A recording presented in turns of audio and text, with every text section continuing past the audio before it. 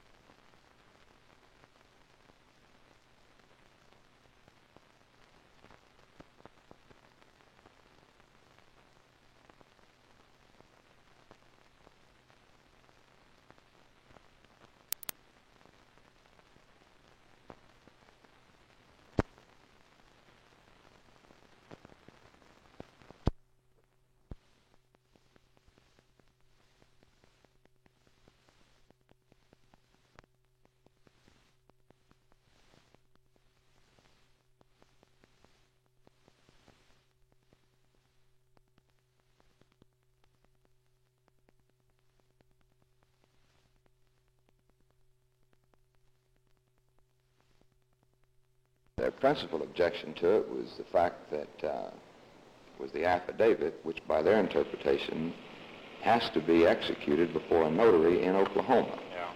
All right? That applies to both the vendor and the vendee. Well, if you have some place that you're buying from, a vendor in New York, we'll say, he would have to come clear to Oklahoma, according to their interpretation, to sign the affidavit. And now turn it around the other way. OSU's objection was that they make purchases here for agencies clear around the world. And the purchasing authority is the person who has to sign the affidavit and swear that of his personal knowledge the goods were delivered. Well, obviously, if their interpretation is right, the purchasing agent or purchasing authority at Stillwater couldn't swear of his own personal knowledge that some goods and supplies were delivered in Vietnam.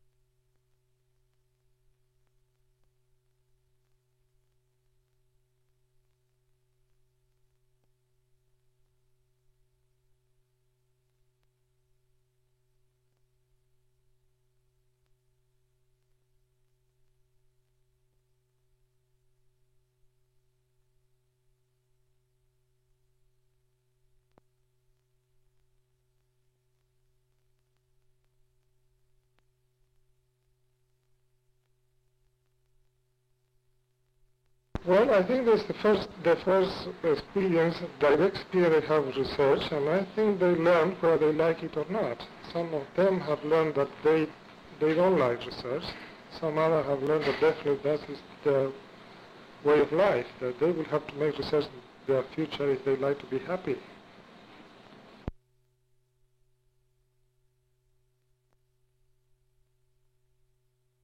Jerry, what do you think about this Fleming Scholarship Program? Oh, this is really fine. It gives great encouragement to people who are interested in science. Do you think that this type of program should be adopted by other agencies of science? I certainly do. I think this is a wonderful program that could be expanded, perhaps made nationwide in other centers across the United States, because there's so many thousands of young people that have great interest in science and tremendous abilities that just don't get any opportunity to participate in anything like this. And to your personal knowledge, are there many in Oklahoma in that category? Well, this program right here, there were 210 finalists, narrowed down to 5, and out of the other 205, there were many with tremendous abilities and that have done perhaps as good a job as I am. How does this figure, do you think this program figures into the announced need for scientists in America? Well, everyone's always saying we need more scientists. This is a fine way to encourage young people to go into the sciences.